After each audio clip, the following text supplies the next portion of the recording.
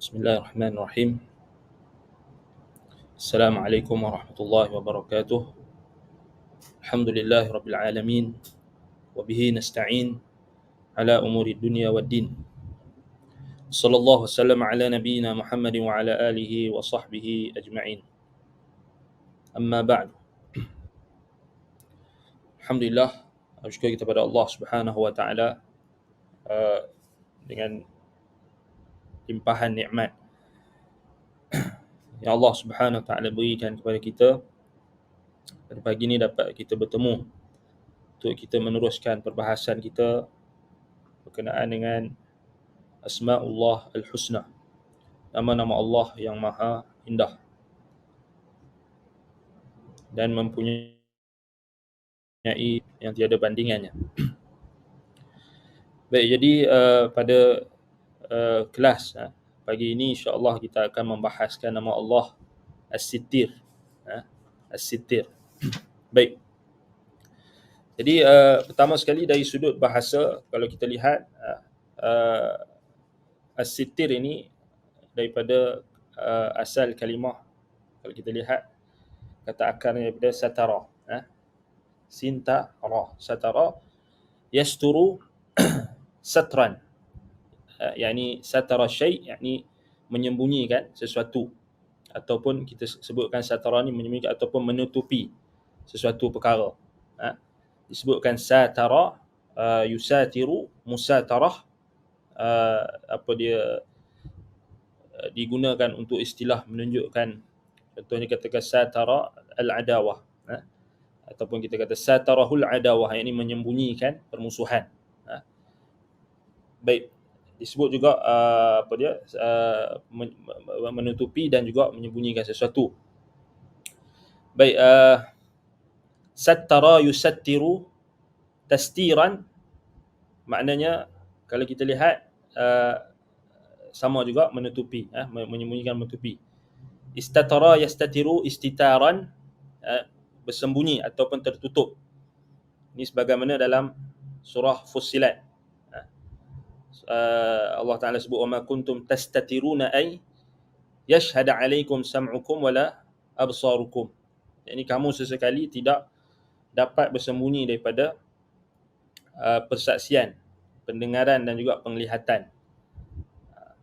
Yakni apa dia, kamu tak boleh nak sembunyilah daripada pengetahuan Allah Subhanahu wa taala. Baik. Adapun as-sittir, baik, as-sittir merujuk bila disebut berkenaan dengan makna syar'i, ini merujuk kepada Allah Jalla wa Ala, was-sittir laisa lahu adil. Yani as-sittir dekat sini maknanya dia atas wazan fa'il, yang termasuk daripada sirah mubalaghah. Sirah mubalaghah yang menunjukkan al-khafa' wal-taghtiyah was-sun, iaitulah penutupan, penjagaan dan apa dia al-khafa', yakni sesuatu yang tersembunyi. Dan datang juga dalam bahasa maknanya al-man'u, yakni yang menghalang, wal-ibti'adi an syai', ani syai', dan juga menjauhkan daripada sesuatu. Baik, dari sudut istilah syar'i, Allah Subhanahu wa taala as-sittir, jadi maknanya Allah Taala yang maha menutupi dan menyembunyikan, ataupun yang kita kata maha menutupi, as-sittir. Dan bukan setakat menutupi, bahkan al-kathiru minas sitr, yakni yang pertama sekali bila kita sebut as-sittir, kita kena faham Allah, makna yang merujuk kepada Allah Taala ini dia tak samalah dengan makhluk. Maknanya dia tak samalah dengan apa yang kita ungkapkan tentang manusia ini. Dia tak boleh bersembunyi, apa kita kata dia menyembunyikan sesuatu, dia manusia lain kan. Maknanya penutupan dari sudut bila kita bincang pada manusia, pada makhluk, maka dia berbezalah. Sebab tu bila kita berpindah kepada makna syar'i, dalam konteks perbahasan Asmaul Husna, maknanya dia jadi makna yang merujuk kepada zat Allah lah. Merujuk kepada Allah Azza wa Jalla. Jadi maknanya as-sitir ni dia masih lagi kita kata mengekalkan makna yang terkandung pada wazan fa'il tu, iaitu dalam sirah mubalaghah. Maknanya dia bermaksud kathrah, yakni bermaksud banyak. Jadi dia ada 3 makna. Kita boleh katakan as-sitir ni ada 3 makna yang diungkapkan oleh para ulama. Yang pertama, al-kathiru sitr. Bila kita sebut Allah as-sitir, maknanya al-kathiru sitr, yakni dia banyak menutupi. Yuhibbus sitra, dan dia sukakan penutupan. Wa yubghidul qaba'ih, dan dia membenci perkara-perkara yang qabih, perkara-perkara yang hodoh, perkara-perkara yang buruk. Dan kat sini kita dapat makna daripada maknanya tuntutan daripada makna tersebut. Wa ya'muru bis-sitri, masalan ya'muru bis-sitril aurat. yakni dan dia memerintahkan untuk menutupi aurat dan menutupi perkara-perkara yang dibenci olehnya. Wa yubghidul fadaih, dan membenci perkara-perkara yang bersifat fadihah, yakni yang keji, yang jijik, yang hodoh, yang buruk. Baik, jadi itu makna yang pertama. Baik, dalil dalam as-sunnah. Jadi nama as-sitir ini sabit, warid di dalam hadis Nabi SAW dalam riwayat Imam An-Nasa'i dalam sunannya dengan sanad yang sahih. Iaitulah Nabi SAW bersabda, innallaha azza wa jalla hayyun sittir yuhibbul haya was-sitra fa idza ightasala ahadukum falyastatir. Nabi SAW bersabda, sesungguhnya Allah Azza wa Jalla hayyun sittir. Yakni Allah Subhanahu wa Ta'ala hayyun, yakni maha, hayyun kat sini maknanya malu. Malu. Allah Subhanahu wa Ta'ala maha malu. Apa maksud malu kat sini? Hayyun, iaitulah apa? Kata ulama ketika mensyarahkan hadis tersebut, antaranya apa yang disebutkan oleh sahib Aunul Ma'bud ketika mensyarahkan Sunan Abi Daud, dia mengatakan hayyun ay aula kathirul haya, yakni sangat malu. Allah SWT sangat malu. Apa maksud Allah sangat malu tu? Fala yaruddu man sa'alahu, ya Allah SWT takkan menolak permintaan hamba-hambanya yang mengangkat tangan kepadanya. Itu maknanya. Baik, sitir maknanya tariku li hubbil qaba'ih satiru lil uyubi wal fadaih. Ini disebutkan oleh al-Imam Al-Munawi. Iaitulah apa? Allah Subhanahu wa Ta'ala meninggalkan perbuatan untuk menyintai perkara-perkara yang hodoh. Tariku li hubbil qaba'ih. Allah SWT dia tak jadikan perkara-perkara yang buruk, perkara-perkara yang hodoh itu sesuatu yang dicintai olehnya. Buruk dan hodoh di sini maknanya apa yang Allah Ta'ala tak sukalah. Dia balik pada apa yang Allah Ta'ala tak suka. Balik kepada apa yang Allah Ta'ala cinta dan apa yang Allah benci. Maknanya dia kena balik pada makna syarak lah, bukan pada makna apa yang kita tengok. Maknanya apa yang balik pada apa yang Allah Ta'ala suka dan apa Allah Ta'ala tak suka. Kan? Jadi Allah Subhanahu Wa Ta'ala, contohnya Allah Ta'ala cintakan hamba-hambanya bertaubat. Cintakan hamba-hambanya yang kembali kepadanya. Jadi kita fahamlah Allah Ta'ala dia suka perkara tersebut. Dan Allah Ta'ala tak suka hamba-hambanya yang menzahirkan maksiat, menzahirkan perkara-perkara yang dia larang. Sedangkan Allah Ta'ala dah tutup aib dia, dia pergi jaharkan, dia pergi tunjukkan maksiat yang dibuat, maka itu Allah Ta'ala tak suka. Maknanya itu kata sitir. Maknanya Allah Ta'ala tak suka benda-benda yang buruk, benda-benda yang dia tak suka. Satirun lil uyub. Dan dia suka untuk menutup keaiban. Wal fadaih, dan juga perkara-perkara yang keji. Ini kita akan tengok pada makna yang ketiga. Baik. Sebab tu kalau kita tengok dalam An-Nihayah fi Gharibil Hadith wal Athar oleh Imam Ibn al-Athir, beliau ketika membahaskan makna sitir, beliau mengatakan sitir fa'ilun bimakna fa'il. Makna sitir ni dia makna sama dengan fa'il, maknanya satir. Ya. Maknanya Allah Subhanahu wa taala min sya'nihi wa iradatihi hubbus sitra was saud. Intaha kalamuhu. Maknanya Allah Subhanahu wa taala, antara urusan Allah dan antara kehendak Allah, Allah Ta'ala menyintai penutupan. Wassun, yakni penjagaan, pemeliharaan. Allah Ta'ala suka, yakni menutup perkara-perkara yang buruk, perkara-perkara yang kita kata keji. Allah Ta'ala suka. Itu makna sitir. Baik. Sebab itu kalau kita tengok hadis ini, hadis dalam riwayat Imam An-Nasa'i ni, Imam An-Nasa'i dalam sunannya, dia letak dalam kitab dalam sunannya dalam Kitabul Al-Hammam. Diletakkan dalam Kitabul Al-Hammam, yakni berkait dengan adab. Berkait dengan kita kata tempat pemandian. Al-Hammam ni tempat pemandian. Tak tepat kalau kita terjemah hammam ni tandas. Al-Hammam ni lebih pada tempat pemandian. Tempat mandilah. Bilik mandi, bilik air. Bilik air. Kita kata bilik air kan. Baik. Jadi bilik air pada zaman dulu maknanya dia tak macam zaman kita ni. Orang dulu-dulu dia kat rumah tu tak macam kita ada tandas kat rumah, dalam rumah. Dulu-dulu terutamanya zaman Nabi SAW, zaman penurunan syariat itu, maknanya nak buang air ataupun nak mandi ni, nak mandi ataupun nak buang air, yang lebih tepatnya nak buang air.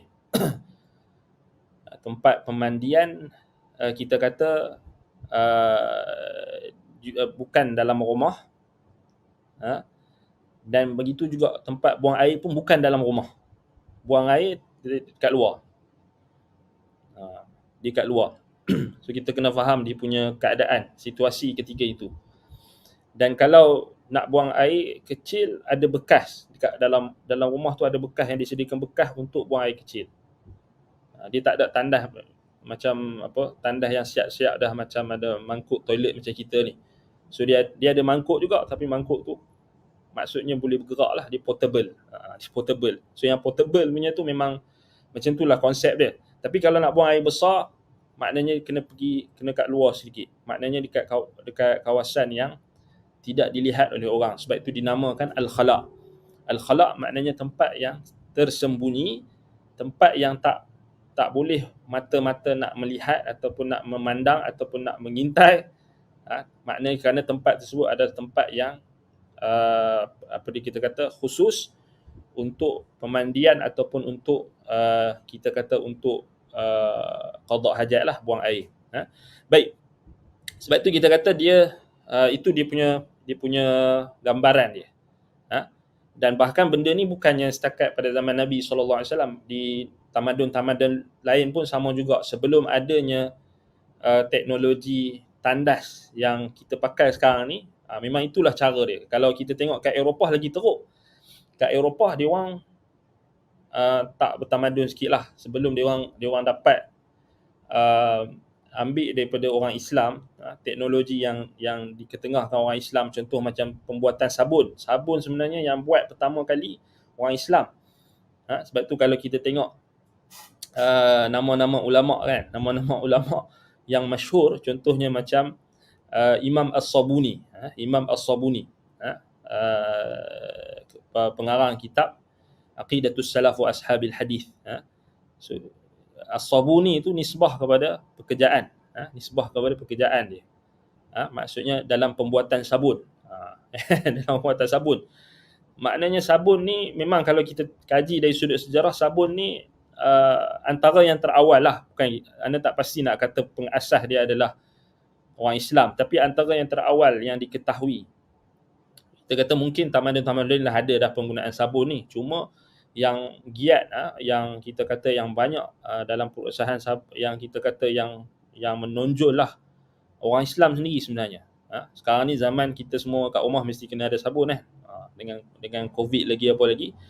Jadi sebenarnya itu nak bagi tahu. Tapi sebelum penemuan sabun tu sendiri, anda pun tak boleh nak kata confirm, tak boleh, pasti anda tak sempat nak check balik. Siapa-siapa yang dengar ni dia boleh check lah, dia boleh Google ke apa, carilah sabun ni daripada berasal daripada mana daripada tamadun mana start guna. Tapi sebenarnya dah awal sebenarnya penggunaan sabun ni. Cuma ketika zaman tak salah zaman kemunduran dipanggil zaman pertengahan di Eropah itu sendiri, kita tengok memang tak jaga kebersihan pun. Kalau kita tengok memang banyaklah macam contoh dia orang punya dia orang punya cara dia orang buang najis tu kat jalan dia. Maknanya kalau rumah tu dia buang air, dia buang qada hajat dekat dalam bekas, kemudian dia buang campak luar daripada luar tingkap je. Kemudian ada orang yang akan kaut. Kemudian ada satu lagi anda tak ingat dah kat mana baca, ada orang perempuan kan, tahu yang orang perempuan pakai skirt besar tu, skirt yang besar tutup, yang dia punya skirt yang kembang tu kan. Tujuan dia sebenarnya kalau dia jalan-jalan tu dia nak buang air ke qada hajat ke, orang tak nampak. Itu tujuan dia. Geli kan, kita baca tu kita geli lah, kita kata macam mana tak boleh bayang macam mana kotornya orang ketika itu. Tapi kita alhamdulillah dengan nikmat Islam, kita ni memang agama yang sempurna, mengajar daripada sekecil-kecil perkara, cara nak buang hajat, cara nak taharah, cara kita nak istinja, semuanya dalam agama kita ni komplit. Alhamdulillah ala ni'matil Islam. Kalau kita tengok hari ni, contoh macam di India kan, kita tengok di India sampai sekarang tahun 2021, masalah yang paling besar sekali melanda negara mereka kebersihan. Kerajaan dia buatlah macam mana sekalipun kita kata buatlah apa-apa sahaja bentuk penggalakan, buat kita kata macam-macam bentuk kempen, buat tandas banyak-banyak pun tak boleh jaga juga kebersihan. Tak percaya tengok kat India sekarang. Pening dia orang. Sebab apa? Sebab rakyat tu sendiri tak jaga kebersihan. Kan, tak jaga kebersihan. Dia ada kaitan lah juga dengan kesyirikan tu. Syirik ni, satu syirik tu sendiri dah benda yang kotor dari sudut rohani. Kan? Sebab itu kita boleh tengok lah, semakin sesebuah negara tu semakin syirik tersebar, semakin kotor lah juga dari sudut fizikal. Ini memang terbukti. Kan? Walaupun ada tak semestinya kita nampak pada zahir, tapi itulah apa yang kalau kita tengok balik, dia apa yang menggerakkan kebersihan fizikal ni, antaranya adalah kebersihan rohani. Maknanya bila seseorang tu dia tahu bahawa dia ada tanggungjawab, dia sebagai seorang hamba Allah, dia ada tanggungjawab, dia ada apa yang tak boleh, bukan semua benda dia boleh buat, ada benda-benda yang Allah Ta'ala larang, ada benda-benda yang ada adab yang dia perlu jaga. Jadi kebergantungan dia dengan perintah Allah dan larangan Allah, itulah yang mendorong dia untuk menjaga kebersihan diri, menjaga kebersihan rumah dia dan sebagainya. Sebab itu kita tengok balik, bukan setakat zaman sekarang saja. Kalau kita tengok kat India tu memang kotor sangat lah. Memang siapa yang tengok sekarang ni memang masalah. Cuba tengok kat Sungai Ganga kan. Sungai Ganga. Sungai Ganga tu memang kotor gila. Memang sungai yang paling kotor kat dunia. Sebab apa? Sebab buat syirik. Itu apa buat syirik. Tengok dia kaitan antara syirik dengan kekotoran. Memang sangat rapat lah. Siapa yang boleh buat kajian, kalau boleh nak buat tesis membuktikan pun boleh. Itu boleh bagi tajuk lah, kaitan antara syirik dan juga kotoran. Buat kajian dekat Sungai Ganga. Sungai Ganga tu memang kotor gila, teruk betul.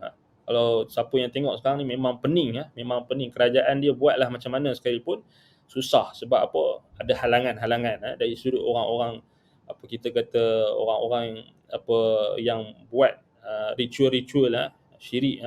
Orang Hindu tu sendiri pun maknanya memanglah dia orang dakwa dia orang pun agama yang bersih apa semua, tetapi pada hakikatnya bila ada benda-benda yang kita kata agama tu tak dibina di atas dasar wahyu, pasti kita akan nampak kelompongan, pasti kita akan nampak macam mana sekalipun dia orang dakwa dia orang bersih sekali macam mana sekalipun tak boleh membantu. Sebab apa?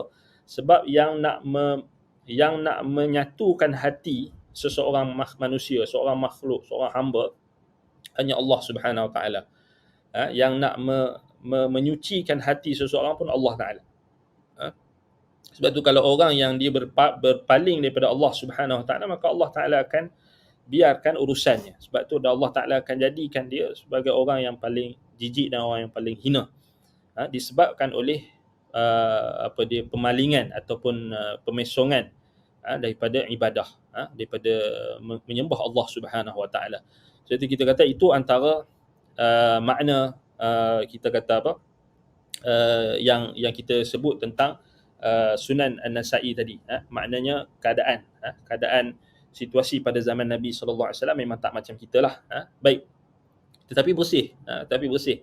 So maknanya kebersihan ini memang kalau kita tengok memang dalam kalau kita kaji tentang tamadun Islam, setiap kerajaan-kerajaan Islam ni memang tak ada isu langsung tentang kebersihan. Bahkan mereka lah yang mempelopori kebersihan dari sudut apa kita kata, dari sudut penjagaan kesihatan, penjagaan kebersihan dan sebagainya, memang tak dinafikan. Kalau kita belik sejarah, contohnya zaman Khulafaur Rasyidin, tak pernah tak pernah kita akan jumpa masalah pencemaran, masalah masalah masalah kita kata kebersihan menjadi isu utama yang terpaksa dihadapi oleh Khulafaur Rasyidin. Tak ada. Tak ada, cuba cari, tak ada. Dalam zaman Bani Umayyah, kerajaan Bani Umayyah juga kita tak pernah nampak dalam catatan sejarah masalah kebersihan itu menjadi masalah utama bagi kerajaan Islam ketika itu. Tak ada isu.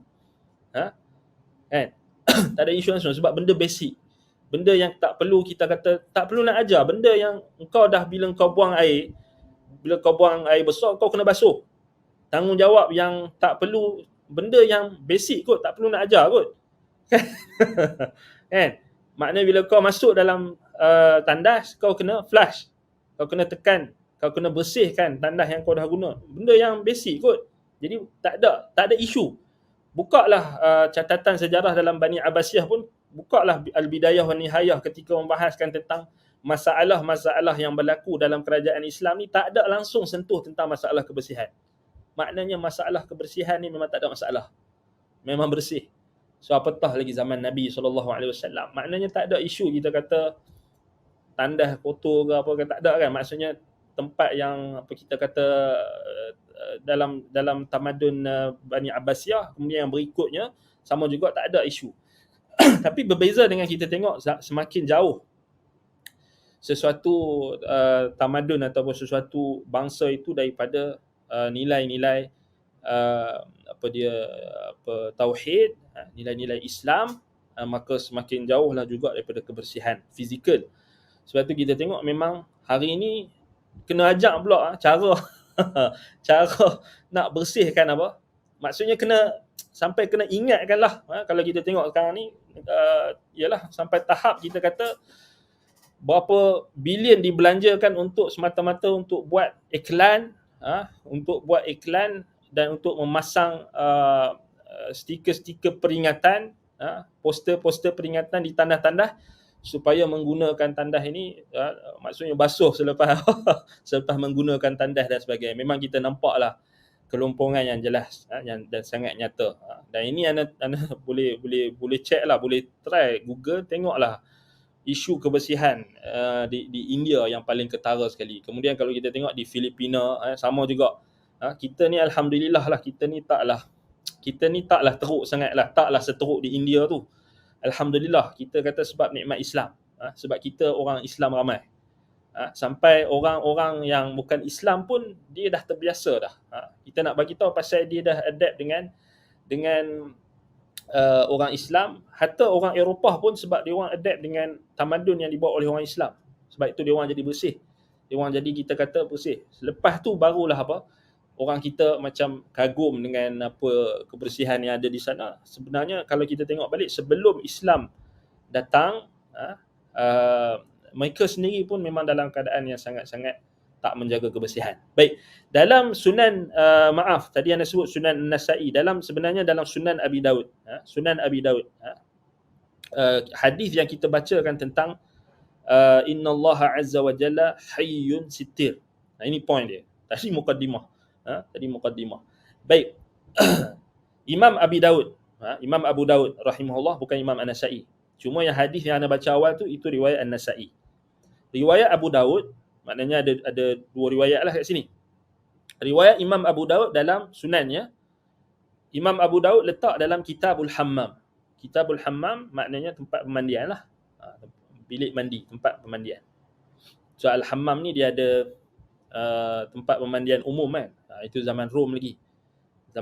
Zaman Rom lah yang masyhur tempat pemandian umum ni, yang dia orang mandi tak malu lah. Maknanya dia orang buka aurat, mandi depan-depan awam tu, mandi dalam keadaan tak pakai apa-apa. Itu memang tak ada rasa malu lah.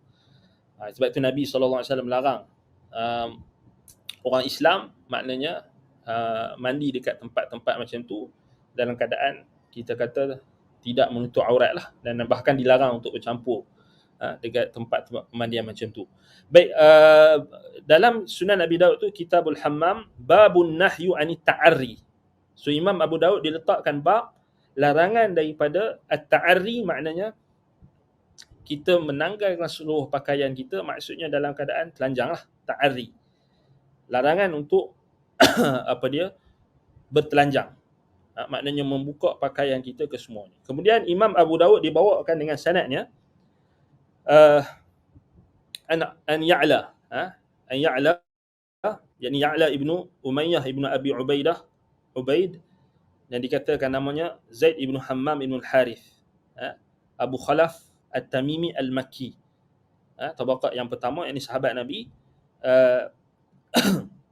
Ya'la bin Umayyah, Ya'la ibnu Umayyah ibnu Abi Ubaidah radhiyallahu anhu, yang sahabat yang kita kata yang Al-Makki At-Tamimi, dan wafat di Mekah dalam lebih kurang dalam tahun 40 Hijrah lebih. Baik. Anna Rasulullah sallallahu alaihi wasallam, so Ya'la ibnu Umayyah radhiyallahu an, dia meriwayatkan bahawasanya Rasulullah sallallahu alaihi wasallam ra'a rajulan yaghtasilu bil barazi bila izar. Rasulullah sallallahu alaihi wasallam melihat seorang lelaki mandi, yaghtasilu, mandi, tengah mandi. Maknanya mandi di tempat umum. Bil barazi maknanya di sini ay bit ta'arri. Yakni ataupun kata sahib Aunul Ma'bud, dia kata al-mawdi'ul munkashif bighairi sutrah. Itu makna yaghtasilu bil barazi. Ini satu hari Rasulullah SAW melihat seorang lelaki tengah mandi di tempat yang terbuka. Itu yang lebih tepatnya. Bil barazi bila izar. Tanpa izar maknanya di sini tanpa penutup. Dia sama ada orang tu dia mandi, pertama sekali dia mandi di tempat yang umum. Maknanya tempat yang tak ada dinding lah, yang tak ada penghalang. Tempat yang terbuka. Bila izar maknanya tanpa kain. Tanpa kain penutup. Izar dia lebih pada makna bawah.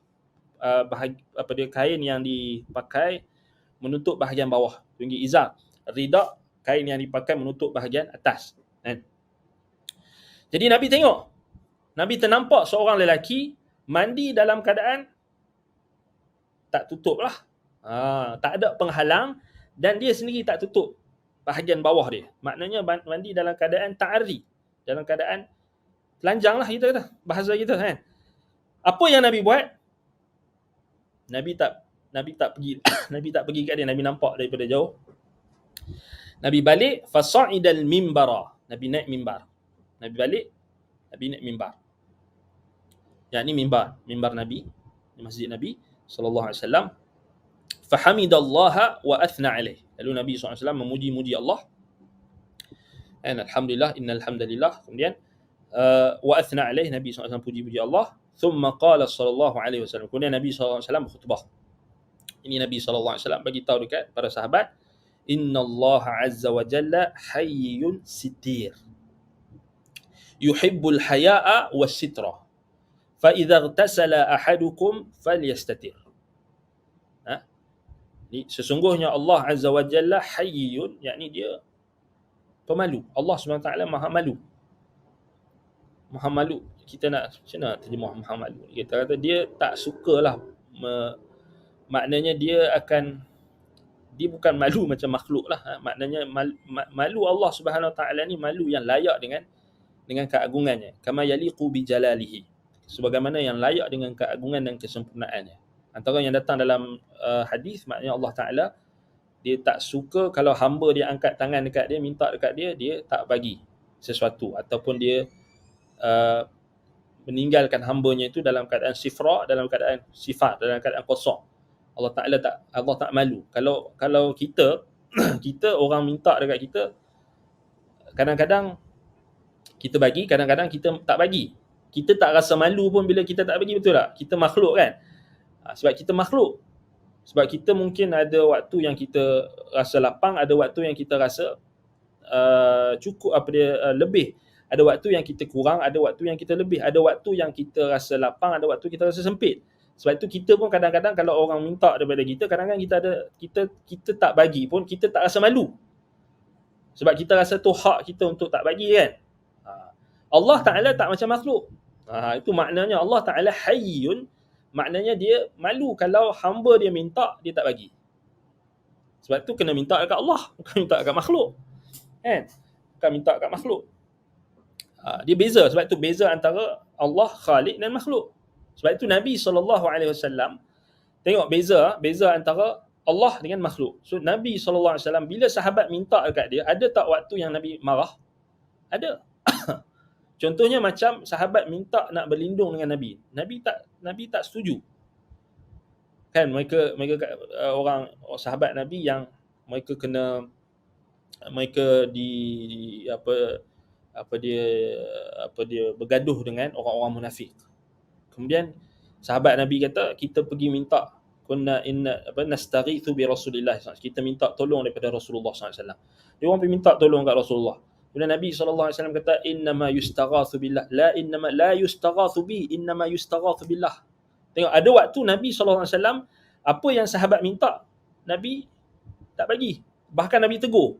Nabi kata, kamu hanya minta lindung daripada Allah, bukan minta lindung daripada aku. Ya, makhluk, sebab Nabi makhluk. Tidak. Tapi Allah Ta'ala, kalau hamba dia minta dekat dia, dia rasa malu kalau dia tak bagi. Itu datang warid dalam makna hadis. So itu makna hayyun.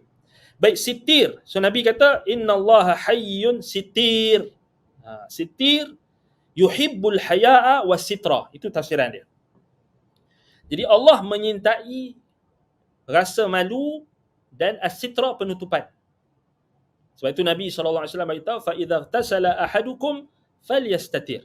Bila salah seorang di kalangan kamu mandi, maka hendaklah dia menutup auratnya. Falyastatir. Baik, hadis ini hadis yang sahih. Hadis yang sahih. Baik.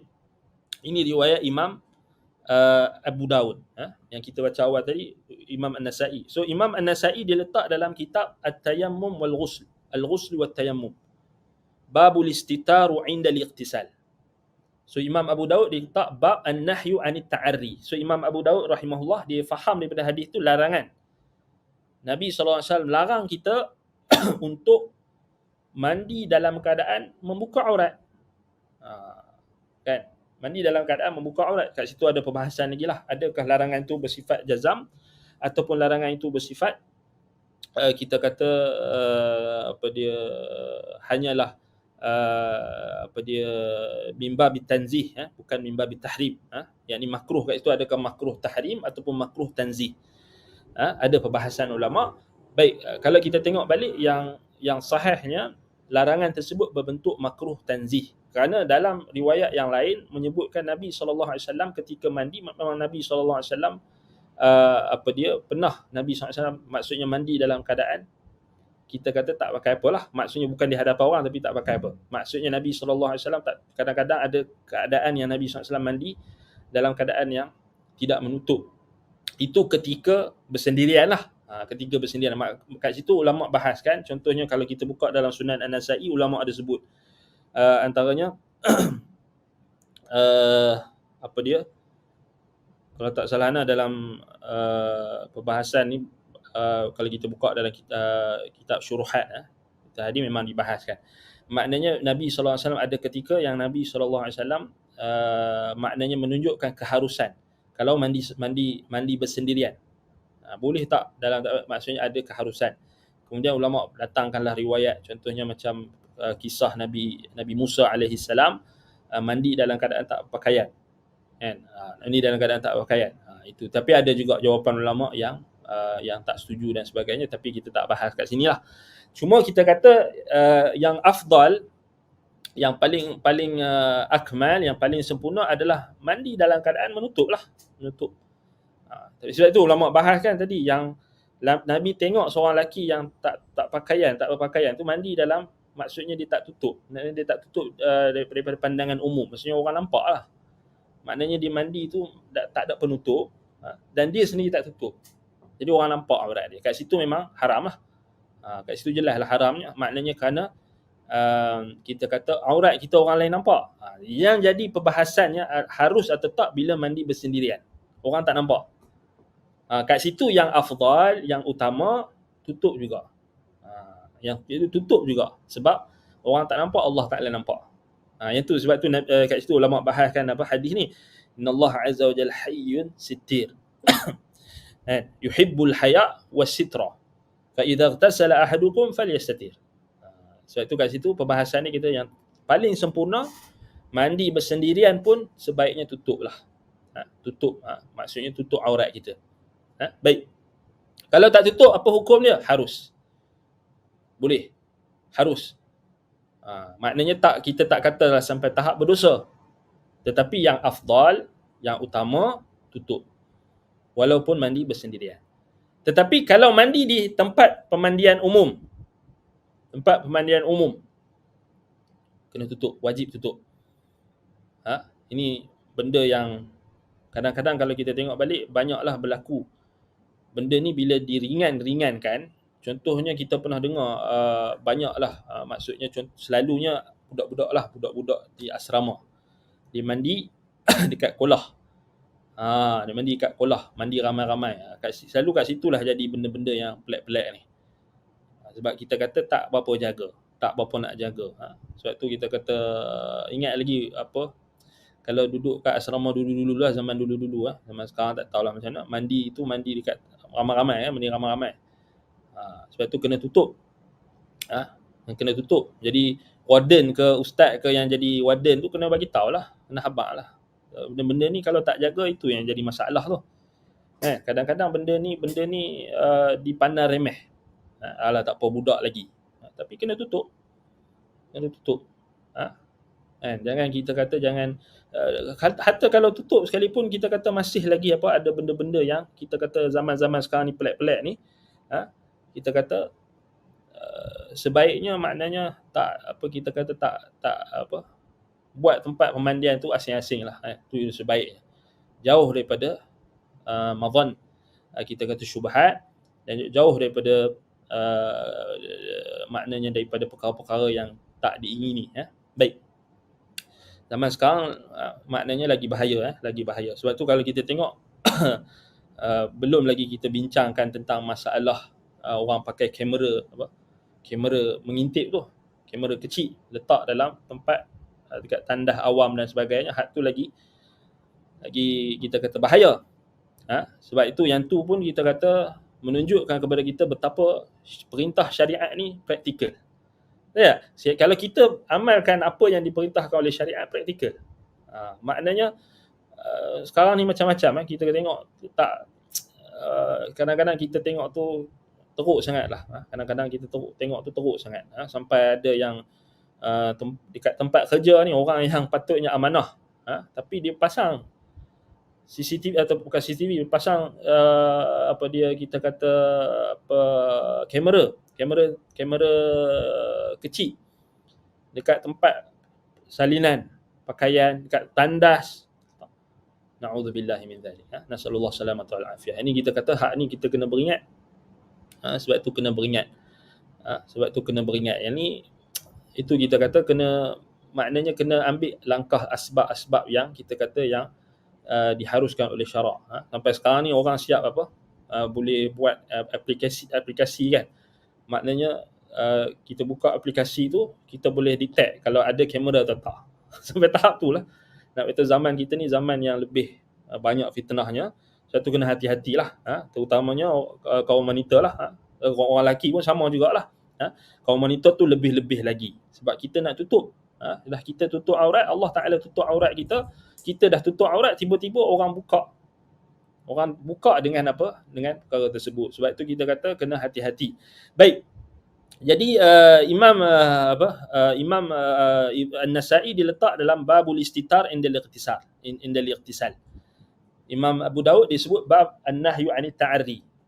Sebab itu sama juga hadis dalam riwayat An-Nasa'i itu lafaz dia sama. Innallaha 'azza wa jalla hayyun sittir. Allah Ta'ala sama juga Nabi SAW satu hari nampak seorang lelaki mandi dalam keadaan dia tak tutup. Dalam keadaan dia tak tutup maknanya dia tak ada penghalang. Satu lagi dia buka. Dia tak pakai penutup izar, tak pakai kain. Dia telanjang lah. Sebab tu Nabi naik atas mimbar. Nabi SAW ingatkan kepada sahabat, ingat kepada umatnya, Allah Ta'ala itu hayyun sittir. Allah Ta'ala ni dia maha menutup. Kan? Dia sukakan penutupan. Dia cintakan penutupan. Dia cintakan rasa malu. Yuhibbul haya'a was sitra. Ya Allah cintakan penutupan. Sebab itu Nabi bagi tahu tuntutan dia, fa idza tasala ahadukum falyastatir. Apabila salah seorang di kalangan kamu mandi, maka tutuplah auratnya. Tutuplah juga tempat mandi itu. Maknanya ini kalau orang yang pergi camping ke apa, tutup. Still kena tutup walaupun dia mandi dekat hutan. Still kena tutup. Baik. Adapun mandi di tempat pemandian umum memang ada larangan. Bagi wanita, maka dilaknat dan ada larangan daripada Nabi SAW. Hatta kita kata sekarang ni, hatta kalau dia pakai pakaian yang orang kata kononnya patuh syariah sekalipun, tak sesuai. Dia kata pakaian patuh syariah. So dia pun beli apa? Pakaian yang sempat, apa kita kata dia sempit, pakaian yang ketat. So wanita tu dia pakai, perempuan tu dia pakai baju yang ketat, dia pergi mandi dekat pemandian umum pun tak boleh. Tak boleh. Maknanya kalau dia nak bawa anak-anak dia mandi tak apalah. Tapi dia hak mak tu jangan pergi mandi . Kalau nak bawa anak-anak mandi tak ada masalah. Tapi dia si ibu tak payahlah mandi kat rumah. Tak payah mandi dekat tempat swimming pool ke apa, tak payah. Tapi masalahnya orang Islam hari ni dia tak ada rasa malu. Dia pergi bawa anak dia mandi, dia mandi sekali. Kemudian dia terlampau rasa macam aman sangat. Dia tak rasa macam ada mata memandang dia. Dia rasa macam tak apa, orang tak tengok aku. Bukan macam tu. Bukan macam tu. Sebagai seorang muslimah, seorang wanita, dia kena lebih rasa berwaspada. Dia kena jaga dia punya, kita kata, kehormatan. Dan ini penting seorang suami. Peranan seorang suami penting. Seorang ayah, seorang suami penting. Dia tak boleh ingat anak dia tu dah 15-16 tahun, anak perempuan dia 16 tahun, 17 tahun dah besar, tapi dia ingat masih kecil, dia pun bagilah mandi dekat swimming pool. Kononnya pakaian tu pakaian yang menutup aurat, tetapi pada hakikatnya membuka aurat juga sebab menampakkan bentuk tubuh. Ini jangan percaya sangatlah orang-orang yang jual barang apa. Kita bukan nak sekat bisnes orang, tapi benda tu tak, mereka kata patuh syariah, tak patuh syariah pun. Sebab nampak aurat, nampak bentuk badan. menutup aurat ni bukan menutup kulit. Bukan maknanya menutup kulit saja, menutup bentuk tubuh. Itu maknanya menutup aurat, sitrul aurah. Tetapi ada ustaz saya kata ni patuh syariah. Ustaz tu dia kena mengaji balik. Dia kena pergi mengaji balik tentang aurat. Dia tak faham kan? Maknanya dia faham aurat tu tutup bungkus. Salah. Dia kata tapi takkan tak boleh kot ustaz. Paling kurang dia tutup tu pasal dia nak mandi, tak payahlah. Tak payahlah kata nak. Kalau nak mandi sekalipun, nak kira kata nak berenang kan, maknanya pastikan cari tempat yang tak bercampur dengan orang-orang ajnabi. Pergilah mana-mana hotel ke, kalau dia ada banyak duit, pergi sewa swimming pool yang satu-satu tu yang untuk family dia, situ berenang lah. Nak pakai yang kita kata yang ketat-ketat ke apa, yang paling kurang yang kita kata yang tutup macam ni, nak pakai kat situ tak apa. Tapi kalau di tempat swimming pool, di pemandian umum ni jangan. Sebab dia tak kita kata tak menepati kriteria penutupan aurat tu. Sebab kita kena faham, kita tutup aurat daripada apa? Daripada pandangan umum. Daripada pandangan mata orang ajnabi. Tiba-tiba kita pergi turun, mandi swimming pool, hak mak dia tu, kadang-kadang mak dia tu hak lebih mandi. Kan? Sampai tahap kita kata menimbulkan fitnah. Tak boleh kita rasa macam tak apalah benda ni, saya dah pakai saya dah tutup pakai tudung sekalipun, tapi hak lain dia tak tutup, still nampak bentuk tubuh, still nampak. Bahkan kalau masuk dalam air memang jelas akan nampak. Sebab itu kita kata kena tegas, masalah ni kena tegas. Sebab apa? Sebab dia balik pada kita kata apa? Perintah syarak, supaya rasa malu tu dan juga menutup aurat. So Allah Ta'ala dia yuhibbul haya' was sitra. Itu makna as-sitir. Jadi kini kena pesan lah, orang lelaki yang ada isteri, yang ada anak perempuan, kena pesan lah, kena bagi tahu tak boleh. Kalau nak mandi juga, nak suka berenang sangat, pergi sewa swimming pool ataupun buat swimming pool kat rumah sendiri ke, ataupun buatlah macam mana sekalipun, belilah macam mana sekalipun, buat dalam rumah dia atau yang tempat yang memang khas untuk dia dengan ahli keluarga dia saja, itu tak ada masalah. Cuma kat situ pun kita kata masalahnya bila orang tak tahu pula tentang siapa yang mahram dia, siapa yang ajnabi, tak pula. Yang tu satu lagi. Kan? Dia ingat sepupu, dia boleh buka aurat dekat depan sepupu. Ni satu lagi. Itu satu masalah lagi. Banyaklah kita kata masalah. Sebab itu kita kata solusinya adalah kembali kepada syariat. Belajarlah. Belajar tentang dengan siapa kita boleh buka aurat, dengan siapa kita tak boleh buka aurat. Itu satu lagi. Yang ni kita kata dua-dua ni masalah yang banyak berlaku dalam masyarakat kita. Sebab mereka tak tahu batasan-batasan yang perlu mereka jaga. Sebab itu kalau kita tengok balik, balik pada nama Allah As-Sittir, balik pada hadis yang Nabi SAW sebut. Nabi SAW ingatkan kepada para sahabat tentang Allah Ta'ala. Nampak? Maksudnya tarbiyah di sini tarbiyah iman. Maknanya Nabi SAW tak sebut tentang lelaki itu, Nabi tak sebut pun tentang lelaki, tapi Nabi sebut tentang Allah. Nabi ingatkan mereka tentang Tuhan. Allah Ta'ala Hayyun Sittir. Dia sukakan perasaan malu dan juga penutupan. So Nabi bagi tahu kan macam tu.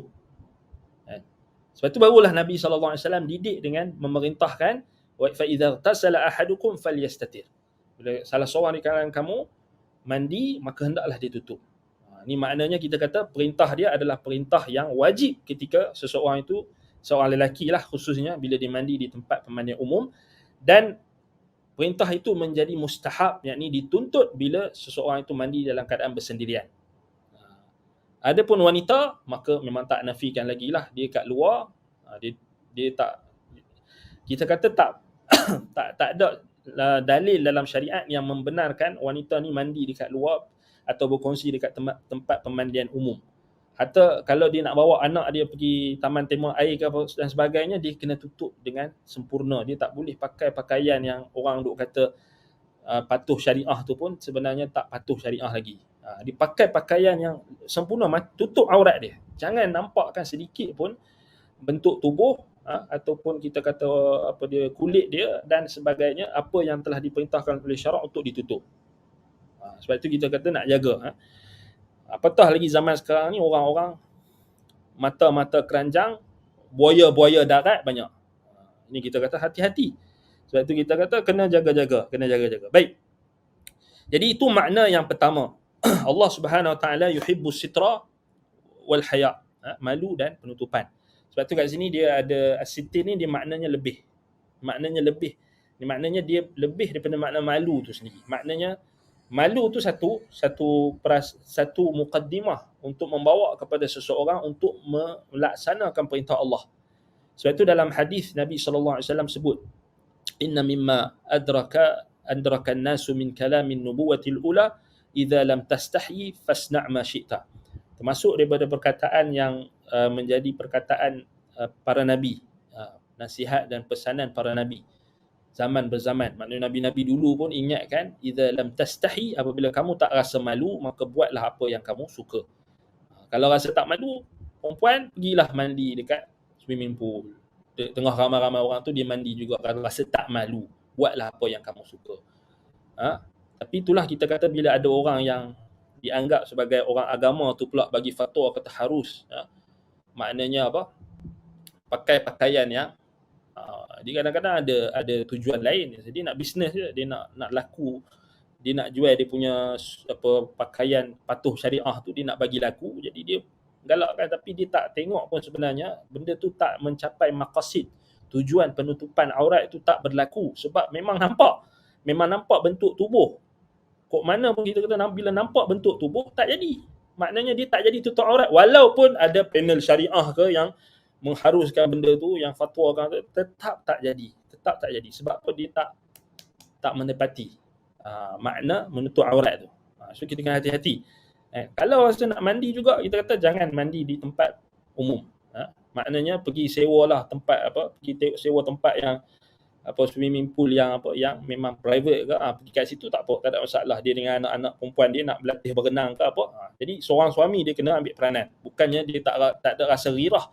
Sebab itu kita kata suami pun dia kena ada ni. Sebab kita kata kemudaratan ni bermula daripada peranan seorang lelaki, seorang suami. Ar-rijalu qawwamuna 'alan nisa. So lelaki dia pemimpin bagi wanita, jadi dia kena tegas. Jangan dia pun tak apalah. Dah dia pun nak berenang, anak perempuan dia nak berenang dekat tempat swimming pool, orang ramai duk tengok-tengok, orang duk campur dengan macam-macam jenis orang, ke tak boleh. Maknanya kita kena hati-hatilah. Baik. Yang kedua, Allah Subhanahu Wa Taala makna as-sittir. Makna Allah Subhanahu Wa Taala, nama Allah as-sittir, fahuwa subhanahu yasturu al-uyub ala ibadihi al-mu'minin wa in kanu biha mujahirin. ويغفر الذنوب مهما عظمت طالما أن عبده من الموحدين. Yang kedua, makna Allah as-sittir, maknanya Allah Subhanahu Wa Taala menutup aib-aib hamba-Nya. Allah Taala menutup keaiban-keaiban terhadap hamba-hamba-Nya yang beriman. Walaupun mereka wa in kanu biha mujahirin, walaupun mereka sebelum mereka bertaubat ataupun sebelum mereka menyedari kesalahan yang mereka lakukan itu, mereka melakukan terang-terangan, Allah Ta'ala still tutup. Dengan macam mana? Wa yaghfiru dhunuba mahma azuma. Allah Ta'ala mengampunkan dosa-dosa sebesar mana sekalipun. Talama anna abdahu minal muwahhidin. Selagi mana hamba-Nya itu di kalangan ahli tauhid. Ini syarat dia. Jadi kalau orang tanya macam mana ni, saya dulu mandi dekat tempat umum ni, saya pakai macam Ustaz kata tadilah, bahkan saya buka aurat macam mana, adakah saya dikira berdosa? Baik, kalau dah terlepas, maka Allah Ta'ala tetap tutup. Dengan apa? Allah ampunkan dosa kalau dia bertaubat. Macam mana sekalipun besar dosa dia, Allah Ta'ala ampunkan. Syarat dia beriman dan dia mentauhidkan Allah. Dan dia tidak berterusan dalam menzahirkan maksiat dia. Maknanya mujaharah. Sebab itu Nabi SAW dalam hadis yang sahih, Nabi SAW bagi tahu, kullu ummati mu'afa illa al-mujahirin atau illa al-mujahirah. Atau kama qala sallallahu alaihi wasallam. Setiap umatku akan diampunkan kecuali orang-orang yang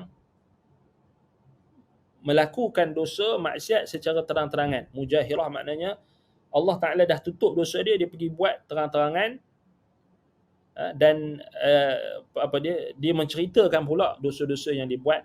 Itu juga termasuk dalam al-mujahirah, al-mujahirin ataupun mujahirah, yang tak diampunkan oleh Allah Subhanahu Wa Ta'ala. Makna katanya, kalau dia pergi, dia terjebak dalam maksiat, membuka auratnya dan apa sahaja bentuk maksiat, Allah akan tutup. Maknanya orang takkan tahu selagi dia tutup. Tapi bila dia start buka, bila dia start dia sendiri yang menzahirkan, itu susah. Itu yang Nabi kita tak diampunkan. Ini bahaya zaman sekarang ni. Zaman orang habis, zaman kita dah tak ada rasa malu.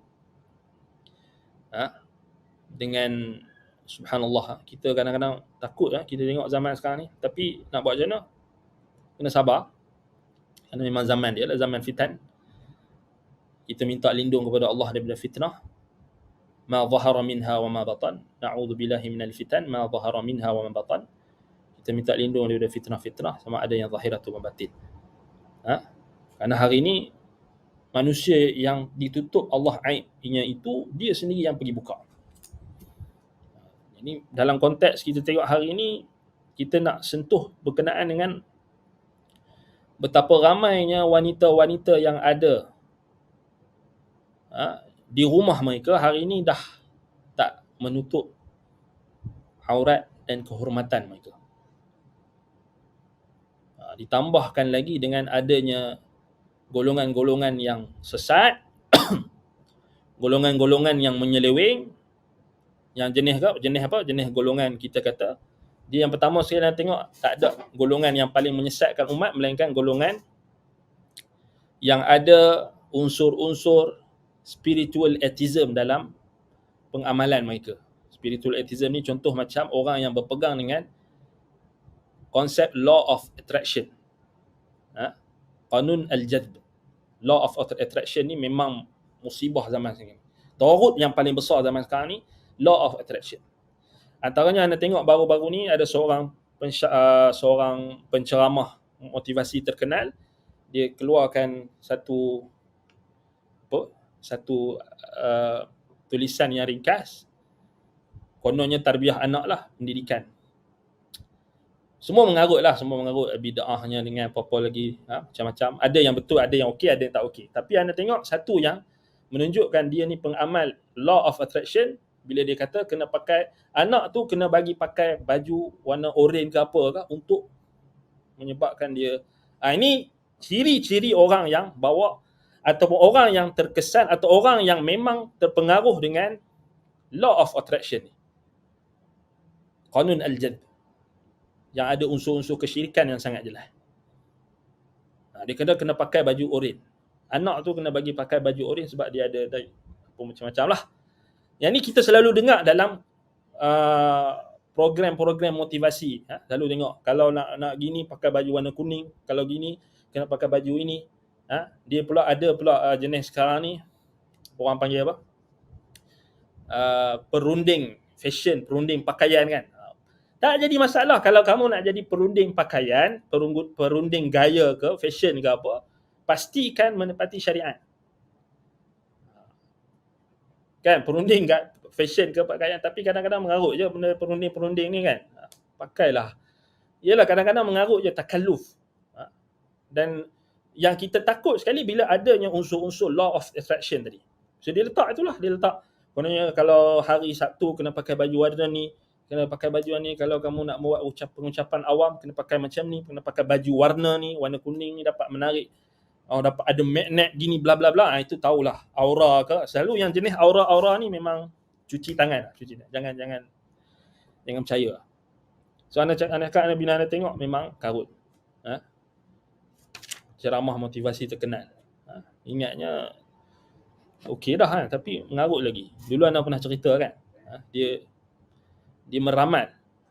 Dia jadi tukang tilik pula. Tengok anak tapak tangan orang, dia boleh bagi tahu ni dah ada isteri, tak happy ni, tak tak bahagia. Oh, boleh baca pula, boleh tilit tapak tangan orang. Itu kita kata karut. Baik, selalunya hak ni lah yang menjadi musibah dalam masyarakat kita. Puak-puak ni, puak-puak yang duk pegang dengan law of attraction. Itu ni masuk dalam salah satu ciri-ciri spiritual atheism. Atheism gaya barulah, atheism yang bersifat kerohanian, spiritual atheism. Dia maknanya sini dia bawa menentang syariat di sini pada perkara yang kita kata sudah jelas. Maknanya di sini dia menjadikan sebab-sebab yang membawa kepada manfaat dan kemudaratan tu pada bukan sebabnya. Ini jelas. Jadi kita tengok apa lagi contoh orang yang law of attraction ni, antaranya lagi geng-geng yang tarik duit. Tarik duit, magnet duit. Ini pun tak boleh pakai. Kalau ada orang yang kita tengok dia guna istilah magnet duit, aura ni memang out lah. First kali memang kena buang. Jadi kena mengaji akidah, kena mengaji tauhid. Sesat kita kata, sesat. Tak, saya hanya tak boleh. Dia memang benda tu sendiri adalah benda yang kita kata sesat. Jenis yang percaya aura-aura ni. Ini bersamalah law of attraction. Kata nak bagi ada aura untuk menarik orang, untuk magnet orang. Mana ada mengarut. Nabi-nabi dan rasul dulu berdakwah. Mereka berdakwah sampaikan Quran dan sunnah. Tak ada nak kata mereka nak pakai aura-aura apa ke. Ada kuasa apa-apa ke. Magnet nak menarik orang ke. Tak ada. Kita nak tarik orang dengan apa? Dengan amal soleh. Dengan perkataan yang benar. Dengan akhlak yang mulia. Itu cara kita tarik orang untuk dakwah. Bukan tarik orang juga. Satu, bukan tarik orang untuk ikut kita. Untuk ikut Allah dan Rasul. Untuk ikut agama. Tapi hak geng-geng law of attraction ni, dia orang nak tarik orang untuk ikut dia orang. Tarik duit orang. Senang cerita, tarik duit orang. Makan duit orang dengan cara batil. Antara kesesatan mereka yang jelas pada hari ini apabila mereka mengeluarkan kenyataan mengatakan seorang suri rumah, seorang wanita yang ada di rumah perlu rasa malu bila makan hanya mengharapkan nafkah dan duit daripada suami. Ini antara kesesatan. Nampak macam betul tetapi sebenarnya membawa kepada kebatilan. Dan ini benda yang kita kata apa?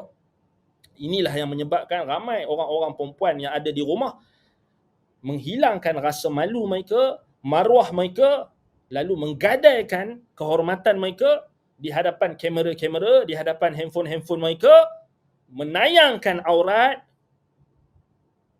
menunjukkan perbuatan-perbuatan yang tidak ada lagi perasaan malu bila mereka melakukannya. Yang duk meniaga dekat TikTok, yang duk meniaga dekat Instagram. Kalau nak meniagalah barang tu. Kenapa kena meniagakan aurat kamu? Kenapa kena meniagakan badan kamu? Itu menunjukkan mudahnya wanita-wanita sedemikian rupa dieksploitasi oleh golongan-golongan yang sesat ni. Siapa yang ajar ni? Tok guru mereka juga. Tok guru mereka kata, jangan harapkan nafkah daripada suami. Dia buatlah, dia main macam syaitan. Syaitan punya cara. Asyaitanu ya'idukumul faqra wa ya'murukum bil fahsya. Allah kata dalam Quran. Syaitan menakut-nakutkan faqra kepada kamu akan kefakiran. Ini perangai syaitan. Wallahu ya'idukum maghfiratan minhu wa fadla. Allah Ta'ala menjanjikan keampunan dan kurniaan, rezeki yang melimpah luah. Tetapi syaitan dia menimbulkan rasa takut. Orang perempuan biasalah memang agak lemah dalam bab ni. Maaf cakap, kecuali yang dirahmati Allah, kecuali perempuan yang beriman, perempuan yang hafizat, yang menjaga maruah dia, menjaga aurat dia, menjaga kehormatan dia, hak tu kita kata tak dinafikan, kecuali yang dirahmati oleh Allah, yang tu saja yang selamat. Tapi kebanyakan wanita dia lemah bab ni. Ada saja syaitan-syaitan ni datang. Inilah nak kata syaitan nak senang cerita. Sebab dia memang menakut-nakutkan dengan kefakiran. Jelas. Kalau kamu jadi suri rumah, kalau kamu tak buat sale, kamu menyusahkan suami, kamu asyik mengharapkan duit suami, nak beli gini, nak beli barang ni tak boleh, nak beli ini tak boleh. Ni kamu hanya mengharapkan suami, kemudian dia takut-takutkan lagi kalau suami mati macam mana, kalau gini. Tengok, didatangkan ketakutan kepada kefakiran dan tak ada rasa tawakal kepada Allah. Ini perangai syaitan. Sebab tu anak kata coach ataupun pelatih-pelatih ataupun penceramah-penceramah yang menyeru orang, khususnya orang wanita, kaum Hawa, mereka yang menyeru orang-orang suri rumah ni untuk meniaga tanpa mengikuti lunas-lunas syariat, mereka ni syaitan. Syaitan di kalangan manusia. Termasuklah orang-orang yang tak kira lah selebriti ke apa ke, dah tahap billionaire ke millionaire ke, sama saja perangai. Dia membuatkan seorang wanita ni rasa tak cukup dan rasa akhir sekali mereka dah tak nampak, melainkan nak memperbanyakkan harta benda dengan cara yang batil. Dengan apa? Dengan menjual tubuh badan mereka. Jual tubuh badan walaupun mereka menutup aurat sekalipun. Tapi jelas. Ni duduk keluar dekat Instagram, duduk menari-nari, TikToknya menari-nari. Kan perempuan yang pakai tudung ni, hak berhijab, malu kita. Hak berniqab pun tak terlepas. Tak rasa malu dah. Duk gedik-gedik sana, gedik-gedik sini. Ajaran siapa yang kamu ikut? Adakah itu agama? Adakah itu Islam? Cuba fikir balik. Adakah Islam ni ajar seorang wanita yang merupakan makhluk Allah yang Allah Ta'ala muliakan, Allah Ta'ala jadikan wanita ni adalah ibu kepada anak-anaknya, madrasah yang pertama yang mengajar akan rasa malu dan rasa taat dan patuh tunduk kepada perintah Allah, tiba-tiba dialah orang yang tak ada rasa malu. Macam mana ni? Macam mana dia nak didik seorang wanita? Dia adalah madrasah di rumah. Betul tak? Orang lelaki dia keluar bekerja. Jadi kalau anak dia ditinggalkan oleh wanita-wanita yang tak ada rasa malu, macam mana nak didik anak? Sebab itu kita kata sistem masyarakat kita akan rosak kalau wanita dirosakkan. Kalau ibu-ibu dirosakkan, tidak ada rasa malu. Ini kita sedih. Niqab pun gedik juga. Ni pesan. Nak meniaga tara mana sangat? Nak dapat sale tara mana sangat? Adakah sanggup kita menggadaikan rasa malu, maruah kita semata-mata nak dapatkan duit ringgit yang takkan kekal? Asy-syaitanu ya'idukumul faqra wa ya'murukum bil fahsya. Maknanya, syaitanlah yang menakut-nakutkan kamu dengan kefakiran, memerintahkan kamu dengan perkara-perkara yang keji. Al-fahsya, segala perkara yang melibatkan apa? Melibatkan zina. Zina ni bukan setakat berzina. Zina ni Nabi bagi tahu, zina mata ada, zina mulut ada, zina telinga. Orang perempuan bila dia menunjukkan aurat dia di media-media sosial, maknanya telah berlaku situ dari sudut apa yang Nabi SAW bagi tahu tentang zina mata. Orang lelaki duk tengok dia tu, dia tak jaga. Tak ada nak kerja apa sangat.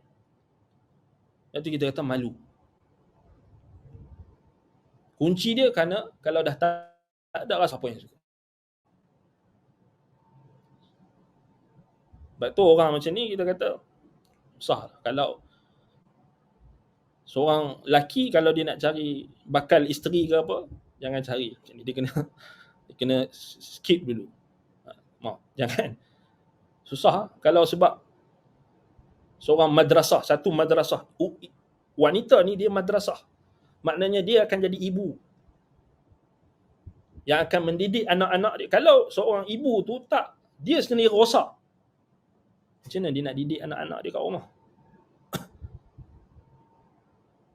Illa man taba wa amana wa amila salihah, kecuali orang yang bertaubat, yang beriman, beramal soleh, yang menggantikan amalan-amalan buruk dia dengan amalan-amalan yang soleh, bertaubat, tinggalkan perkara tersebut, tak tanpa syak lagi Allah akan ampunkan. Sebab itu kita kata Allah Ta'ala as-sitir, dia tutup, tapi kita yang pergi buka. Kita yang pergi buka.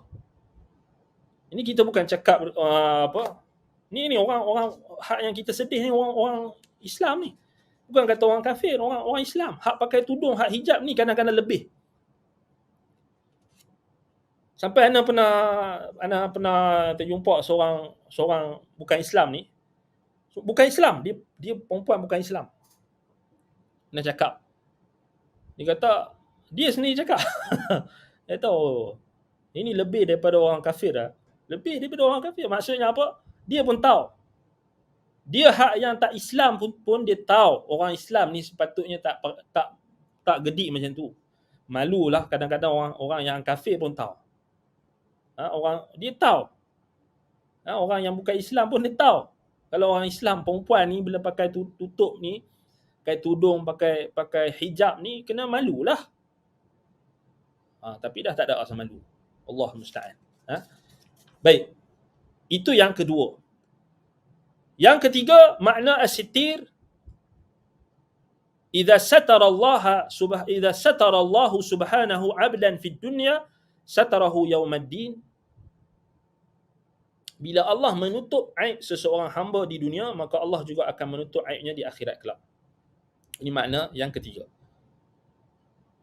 Sebab itu dalam hadis Nabi SAW yang diriwayatkan oleh Imam Muslim, Nabi SAW bersabda, la yasturullahu ta'ala ala 'abdin fid dunya illa satarahu Allahu yaumal qiyamah. Tidak ada seorang pun hamba yang Allah tutupkan aib-aibnya di dunia, melainkan Allah akan menutup aibnya di hari kiamat kelak. Maknanya kalau kita nak Allah Ta'ala tutup aib kita di akhirat kelak, kita kena tutup aib kita di dunia ni. Dalam konteks yang kita sebut tadi, jangan pergi buka lah aib kita. Kalau kita ada masalah macam mana keaiban, jangan pergi ceritalah aib kita. Tapi sekarang ni orang pergi tunjuk aib tu benda yang haram jelas-jelas, buka aurat. Tak ada rasa malu. Sebab itu kita kata nak Allah Ta'ala tutup aib kita di akhirat, di dunia ni kita kena tutup. Itu makna Allah as-sitir. As-sitir, dia menutup. Sebab itu antara samarah, kita tutup, perbahasan kita dengan samarah, yakni tuntutan ataupun hasil daripada keimanan kita dengan nama Allah as-sitir. Nama Allah yang mulia ini, dia menatijahkan kecintaan seorang mukmin kepada Allah Ta'ala dan rasa malu daripada Allah, malu kepada Allah Subhanahu Wa Ta'ala. Iaitulah dengan kita rasa malu sebab kita ni adalah hamba dia, dan Allah Ta'ala dah bagi kita macam-macam nikmat, tiba-tiba kita bermaksiat. Kita buka sesuatu yang Allah Ta'ala tak suka untuk kita buka. Dan Allah SWT dah tutup aib-aib kita, tiba-tiba kita buka. Sepatutnya kita kena rasa malu. Sebab itulah tuntutan yang lain adalah kita sendiri kena tutup aib kita, jangan pergi buka. Sebab tu kita kata orang yang macam yang tadi kita sebut, yang orang yang dia tutup aurat dah bagus dah. Dia bagus dah tutup aurat, tapi dia tak jaga dari sudut akhlak. Seorang perempuan mana kita kata mengikuti norma-norma, adab-adab sebagai seorang perempuan. Bila dia tergedik-gedik di hadapan kamera, bila terhenjut-henjut seperti monyet. Kadang-kadang kita tengok tak tahu apa benda, apa kejadahnya. Kadang-kadang yang ni pun mak bapak dia kena ambil peranan. Terutamanya bila anak tu bila ada akses dengan media sosial ni, memang dia budak-budak kan, remaja. Kita pun nak kata apa? Memang dia terikut-ikut dengan trend. Kalau orang trend tu menari, dia pun suka menari. Tapi kita lah sebagai ibu bapa ni kena tegas, kena didik. Kan? Baik. Kena tutup aib. kita sendiri. Seorang bapa dia kena tutup aib isteri dia. Dia kena tutup, dia kena jaga kehormatan isteri dia, anak perempuan dia. Sama juga lah lelaki pun, yang kita dah sebut selalu ni. Bila bersukan kan, tutup aurat lah. Janganlah nak pakai semua ketat juga sampai nampak aurat. Tak payahlah terikut-ikut dengan trend. Kita ni orang Islam, kita ada kita punya jati diri. Kok mana pun pakai, kok mana pun tutup aurat tu sempurnalah. Orang lelaki dia fleksibel sikit kan. Tapi fleksibel macam mana pun, kok mana pun pakai tu tutup aurat tu, tutup. Kalau nak pegang dengan pendapat kata lutut tu tak aurat sekalipun, pakai seluar tu sampai tutup sikit. Tutup sikit ataupun tutup dengan pakai jangan sampai nampak aurat lah, senang cerita. Tapi masalahnya dah tak ada rasa malu ni susah kita. Sebab dah normalisasi benda-benda buka aurat ni dah jadi normal kan. Yang pertama. Yang kedua, tuntutan yang paling penting kita beriman dengan nama Allah As-Sitir adalah kita menutup aib orang lain. Ini juga diperintahkan oleh Nabi SAW. Nabi kata, وَمَنْ سَتَرَ مُسْلِمًا سَتَرَهُ اللَّهُ يَوْمَ الْقِيَامَةِ. Barang siapa yang menutup aib seorang Muslim, maka Allah akan tutup aibnya pada hari kiamat kelak. Maknanya bila sahabat kita tu dia dah bertaubat, dia dah tutup aurat, janganlah kita pergi tayang, kita pergi share lagi dia punya gambar-gambar hak dulu. Hormat dia punya maruah dia, hormat dia punya privacy dia. Bila dia dah bertaubat, janganlah kita pergi dia pergi duk share pula gambar-gambar hak dulu hak buka aurat. Dan orang yang tutup aurat tadi pun dia kena hati-hatilah, maknanya dia kena tutup. Itu maknanya kita kena tolong tutup aib saudara kita. Dia dah bertaubat, kena tutup. Jangan kita pergi buka balik aib dia. Sama juga dalam riwayat lain, Nabi SAW larang kita ni mencari-cari keaiban dan juga aurat orang-orang Islam. La taghtabul muslimin, Nabi kata, wala tattabi'u auratahum.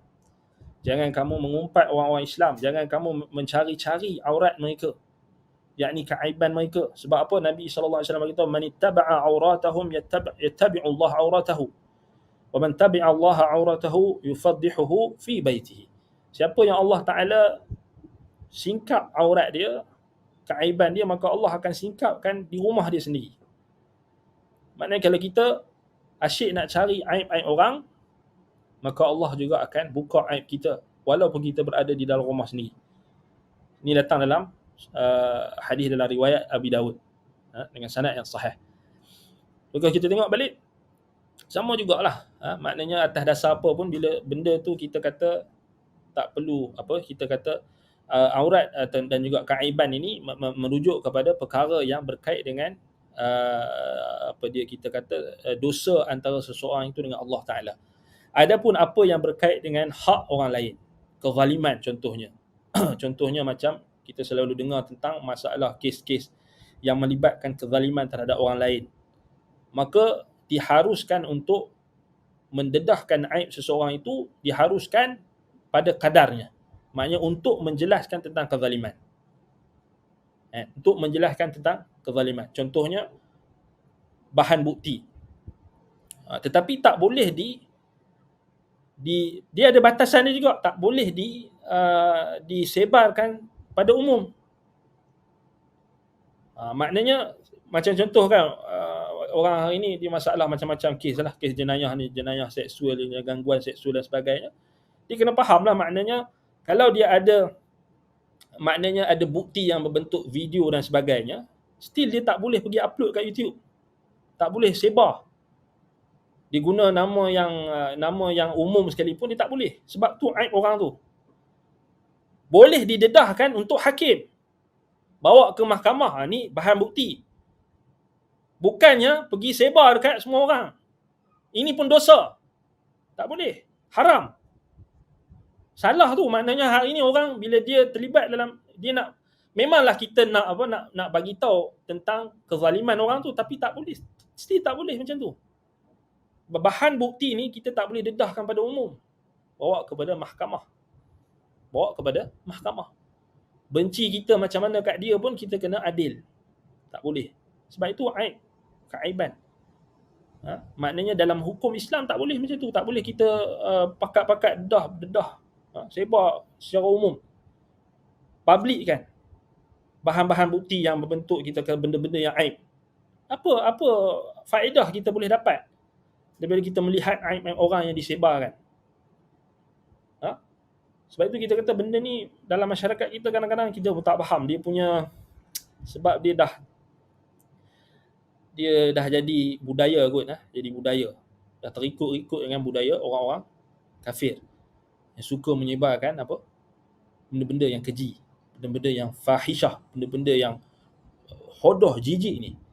Sebab itu kita kata tak boleh. Dalam rangka nak menegakkan keadilan, kata Imam, bawa bahan bukti tu still kita kata boleh didedahkan pada mahkamah untuk dijadikan bahan bukti.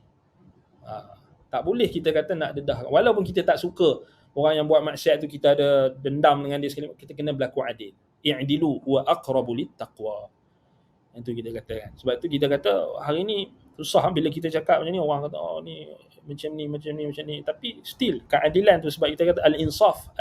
Al-insafu azizun, kata para ulama. Nak menjadi insaf ni, nak menjadi seorang yang adil ni sangat berat. Sebab kadang-kadang kita tak suka dengan orang tu, kita benci dengan orang ni tapi tak berlaku adil. Kan? Orang-orang kadang-kadang bergaduh ni pasal dia tak berlaku adil, dia zalim. Bila kita dah benci sangat orang tu, kita buat apa sahaja kezaliman, kita dah tak berlaku adil. Baik, jadi itulah antara samarah, tuntutan hasil bila kita beriman dengan nama Allah As-Sittir. Kesimpulannya, kita kena tutup apa yang Allah Ta'ala tutup. Allah Ta'ala suka kita tutup aurat, tutup keaiban-keaiban diri kita. Jangan didedahkan keaiban-keaiban. Dosa-dosa silam tak perlulah nak cerita, masuk dalam artikel confession ke apa benda, tak payah cerita. Tak perlu. Kecuali kalau untuk pengajaran itu pun dibataskan, terbatas. Bukannya dicerita habis semua kisah-kisah silam kita, tak payahlah nak cerita. Allah Ta'ala dah tutup keaiban kita, tiba-tiba kita pergi buka, kita takut kita termasuk dalam kategori kullu ummati mu'afa illa al-mujahirah. Setiap umatku akan diampunkan dosa-dosanya kecuali orang yang dia pergi buka terang-terangan dosa yang dia dah pernah buat, dia pergi cerita kat orang. Tak payah cerita. Tak payah cerita. Cukup antara kita dengan Allah Ta'ala. Allah Ta'ala dah tutup. So Allah Ta'ala dah tutup tu kira nikmat besar tu. Sebab itu Allah Ta'ala Sittir yuhibbul haya' wa sitra. Allah Ta'ala cintakan hambanya yang ada rasa malu dan ada rasa nak menutup keaiban dan kecacatan, ataupun kita kata dia kelemahan dan juga keaiban, maksiat dan sebagainya, Allah Ta'ala dah tutup. Baik, saya rasa cukup setakat itu. Jadi insya-Allah kita bertemu lagi pada siri yang akan datang. Semoga Allah Subhanahu Wa Ta'ala memberikan kita keimanan kepada nama-namanya yang maha indah, yang mempunyai sifat-sifat ketinggian, dia meneguhkan keimanan kita dengan nama-nama Allah, dengan sifat-sifatnya, menjadikan kita orang yang sentiasa bergantung kepada Allah Subhanahu Wa Ta'ala dalam setiap keadaan, sama ada keadaan senang ataupun susah, dalam sempit, dalam keadaan lapang dan menjadikan kita sentiasa menutup apa yang Allah Ta'ala suka untuk kita tutup.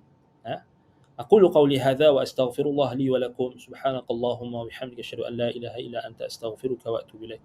Sallallahu ala Muhammadin wa ala alihi wa sahbihi wa baraka wa sallam. Walhamdulillahi rabbil alamin. Wassalamu alaikum warahmatullahi wabarakatuh.